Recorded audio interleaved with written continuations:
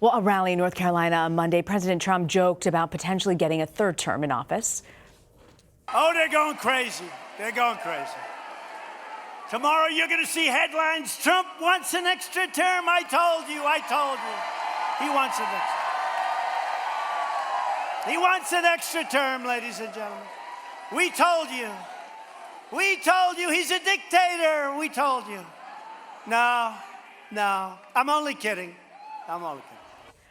Well, while he says he's only kidding around about running in 2024, a new piece in the National Journal says that Mr. Trump's impact will have long-lasting implications even after he leaves Washington.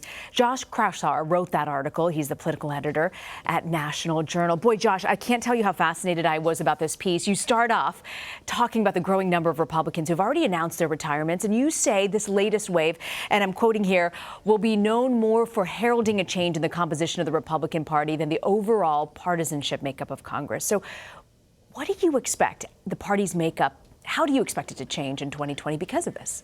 Well, it's important to take a big picture look. And when Trump won the presidency in 2016, we saw a realignment taking place in the country. We saw suburban parts of the country becoming Democratic, ones that used to be traditionally Republican. And we saw working class, rural parts of the country becoming more Trump friendly. And we saw this in North Carolina in that special election that Trump campaigned for this week. You had the suburban parts of that district going even more for the Democrat, but Trump, or rather the Republican nominee, Dan Bishop, won the seat because the rural parts of the district are more Trump friendly. So what does this mean for the future? Republicans know that to win elections, they're going to have to appeal to that Trump base. They're going to have to be more populist. They're going to have to sound tougher on immigration. And when we see these Republicans leaving Congress, these establishment Republicans that had been traditionally pragmatic on these issues, their replacements are much more likely to imitate Trump, sound a lot more like him, both in tone and in policy. So talk to me a little bit more, the sense that you're getting about this new lineup of Republican candidates. What's the new makeup? Who do you think will sort of take over?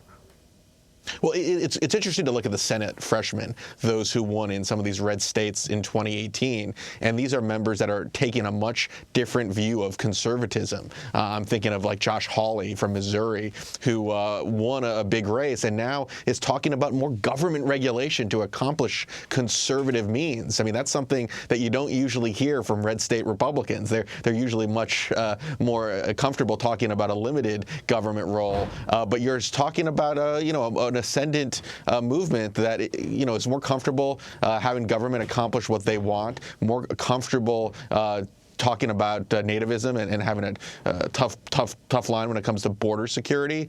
And you're also on the issue of trade. You're seeing a lot of Republicans who are much more comfortable talking about fighting a war on tariffs with China and with even some of our allies.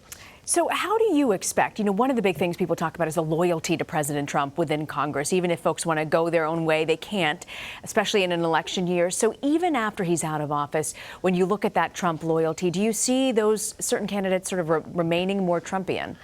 Well, anyone who thinks that even if Trump loses his reelection, that things are going to change for the Republican Party, they're being naive because Trump has a Twitter feed that's, whether he's in office or out of office, it's going to command the loyalty of tens, if not hundreds of millions of followers. And I can guarantee that unlike former presidents who leave office, Trump is not going to remain quiet, even if he loses a second term. So Trump is still going to exert a lot of control even out of office. And further beyond that, his changing view of trade, immigration, foreign policy, and how he sort of changed the Republican Party along with him, that's going to change a new generation of Republican candidates. So you're not going to see the traditional, Republican playbook, a hawkishness on foreign policy, a pro-immigration point of view. You're going to see a lot more candidates that imitate the Trump method. So with that in mind, this reliance on Trumpism, how do you think this is going to affect Republicans and how they run coming up in the years ahead?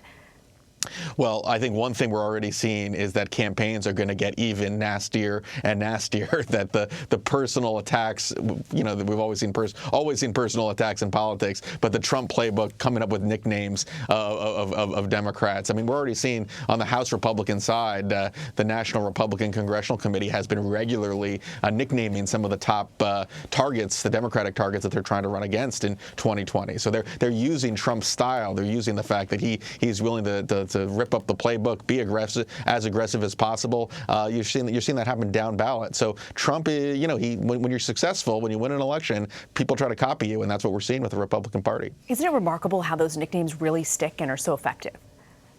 The good ones do. It's interesting. I think the House Republican arm has had a little more trouble making some of the nicknames stick. Trump is the master at branding. Yes, I don't know if the minor league versions of people trying to imitate Trump are. But no, I mean that is something we never saw publicly. Partisan committees using these nicknames. Now we're seeing this regularly. Absolutely, Josh Kraushaar. I want to thank you so much for joining us. It was a fascinating article looking into the Republican Party. Thanks for having me. You bet.